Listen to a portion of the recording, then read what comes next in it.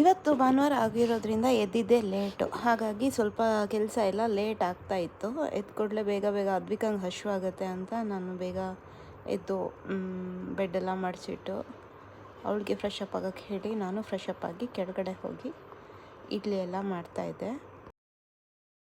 ಹಾಗೆ ತಿಂಡಿ ಎಲ್ಲ ಮಾಡಿ ಇಬ್ಬರು ತಿಂಡಿ ತಿಂದ್ಕೊಂಡು ದೋಸೆಗೆ ಸಾಂಬಾರು ಮತ್ತು ಚಟ್ನಿ ಮಾಡಿದ್ದೆ. ಹಾಗೆ ಟೀ ಮಾಡ್ತಾಯಿದ್ದೀನಿ ಇಲ್ಲಿ. ಟೈಲ್ಸ್ ಹಾಕೋಕ್ಕೆ ಕೆಲಸದವ್ರಿಗೆ ಟೀ ಮಾಡಿ ಕೊಡ್ತಾಯಿದ್ದೀನಿ. ನೋಡಿ, ಇವರೇ ಟೈಲ್ಸ್ ಹಾಕೋಕ್ಕೆ ಬಂದಿರೋದು. ಇವರು ರಾಜಸ್ಥಾನ್ ಕಡೆಯಿಂದ ಬಂದಿದ್ದಾರೆ.